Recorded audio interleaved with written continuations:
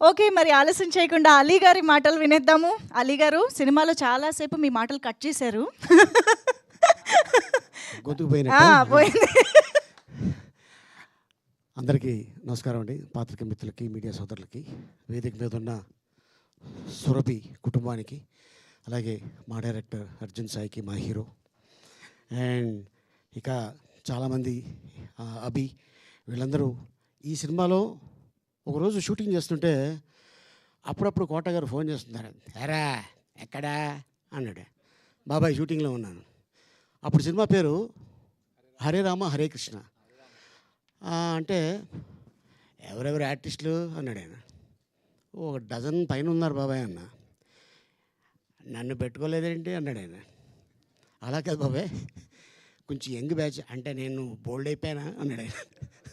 కాదు బాబాయ్, ఎవరెవరంటే లిస్ట్ చెప్పా. ప్రకాష్ రాజ్ గారు, నాజర్ గారు, బ్రహ్మానందం గారు, రఘుబాబు, ఇలా చెప్పుకుంటూ వెళ్తున్నాను.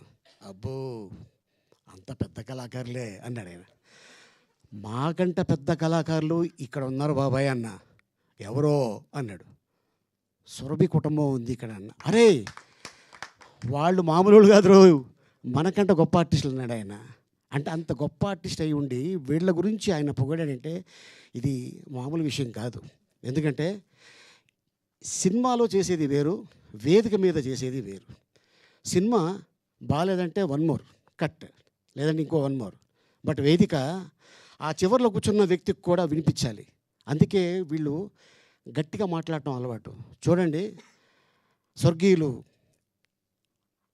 మన ప్రకాష్ రెడ్డి గారు, జయప్రకాష్ రెడ్డి గారు, ఆయన గట్టిగా మాట్లాడతాడు సీన్లో.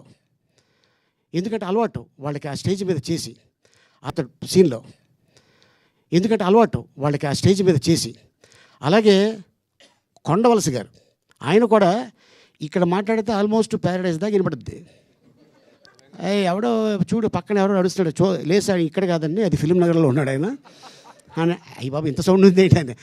అట్టాగా అలా వచ్చిన కళాకారులు ఎంతోమంది ఈరోజు ఇండస్ట్రీలో ఎదిగారు, పేరు సంపాదించుకున్నారు, ఎన్నో అవార్డులు సంపాదించుకున్నారు, ఎంతో మంచి పేరు తెచ్చుకున్నారు.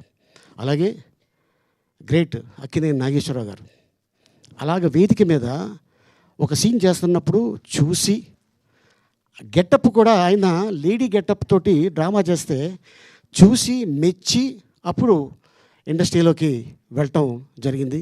ద గ్రేట్ నందమూరి తారక రామారావు గారు. అలాగే ఎంతోమంది నటులు అప్పటి నుంచి చూసుకుంటే ఇప్పటిదాకా ఇంకా స్టిల్ వస్తూనే ఉన్నారు, వస్తూనే ఉంటారు, రావాలి. ఎందుకంటే వీళ్ళు చేసేది సురభి వాళ్ళు. నేను ఒకరోజు అనుకోకుండా వీళ్ళని ఒకసారి చూడాలి అని అనిపించి, బోయినపల్లి కదా మీరందరూ ఉండేది, బోయినపల్లిలో లింగంపల్లిలో వీళ్ళకి ఒక కాలనీ ఇచ్చారు అప్పుడు నందమూరి తారక రామారావు గారు. సో కాంగ్రెస్ ప్రభుత్వంలో వీరికి ఒక స్థలం ఇవ్వటం జరిగింది.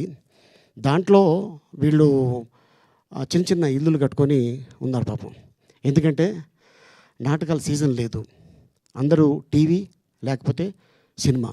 కానీ నాటకం ఇక్కడ కాదు, అమెరికాలో కూడా చాలా ఈవెంట్లో లోకల్ వాళ్ళు చేస్తుంటే ఓహో నాటకం ఎంత గొప్పదనేది నాకు అప్పుడు అనిపించింది. ఈ వేదిక మీద 2 గంటలు నాన్ స్టాప్, ఎక్కడ కూడా డైలాగు ఆగకుండా, తప్పు చెప్పకుండా, విత్ ఎక్స్ప్రెషన్ తోటి ఫస్ట్ నుంచి ఎలా ఉన్నారో ఎండ్ వరకు, ఆ నాటకం అయ్యే వరకు అలాగా ఉంటారు. నిజంగా దీన్ని పాయింట్గా తీసుకొని మా డైరెక్టర్ సాయి ఎందుకు చేయకూడదు మనం ఈ కథని అని చెప్పి, సో రీసెంట్గా మా అన్న బ్రహ్మానందం గారికి ఫిల్మ్ఫేర్ అవార్డు వచ్చింది. అది రంగమార్తాండ. సో అది కూడా ఆల్మోస్ట్ ఈ రంగానికి సంబంధించిందే. అంతకుముందు రాణా కూడా ఒక సినిమా చేసి ఉన్నాడు, కృష్ణవందం జగద్గురు. అది అని అంతకాకుండా దాని ముందు ఇంకా చాలామంది డైరెక్టర్లు తీశారు. కానీ నేను చాలా హ్యాపీగా, ఎందుకంటే ఈ విషయం చెప్తున్నాను, ఇంతమంది ఆర్టిస్టులు ఒకప్పుడు ఈవీవి సత్యనారాయణ గారు బతుకున్న రోజుల్లో ఇంతమంది ఆర్టిస్టులు ఉండేవారు, జంజాల్ గారు బతుకున్న రోజుల్లో ఇంతమంది ఆర్టిస్టులు ఉన్నారు. అలాగే రాయలింగి నరసింహారావు గారు, వారి సినిమాల్లో కూడా ఇంతమంది కమెడియన్స్ ఉండేవాళ్ళు. అలాగే పెద్దవంశీ గారు, ఇలాగే ఎంతోమంది డైరెక్టర్స్. తర్వాత ఆఫ్టర్ లాంగ్ టైం మా అర్జున్ ఇంతమంది ఆర్టిస్టులు ఉన్నారు అనగానే నాకు డైరెక్టర్ ఎవరో తెలియదు, ఇంతమంది ఆర్టిస్ట్ అనగానే సినిమా ఒప్పుకున్నాను. అండ్ నేను ఆ లొకేషన్కి వెళ్ళిన తర్వాత తను చిన్న ఆర్టిస్ట్తో ఎలా ఉన్నాడో పెద్ద ఆర్టిస్ట్తో అలాగే ఉన్నాడు, టెక్నీషియన్స్ తోటి అలాగే ఉన్నారు. ఇప్పుడే ఇక్కడ వేదిక మీద చెప్పారు సొరబి వాళ్ళు కూడా. ఎందుకంటే ఆ డైరెక్టరు ఈ కథని నేను తీసుకున్నాను కాబట్టి వాళ్ళ సహకారం నాకు ఉండాలి అని చెప్పి ఈ ఉత్సవం సినిమా ఇంతమంది ఆర్టిస్టులతోటి చాలా కష్టపడ్డాడు. బట్ మైత్రి ద్వారా ఈ సినిమా రిలీజ్ అవటం అనేది చాలా తనకి అదృష్టం అది. సో అలాగే ఈ సినిమా బాగుంటే దీన్ని ప్రోత్సహించండి. ఎందుకంటే ప్రేక్షక దేవుళ్ళు వాళ్ళే డిసైడర్సు.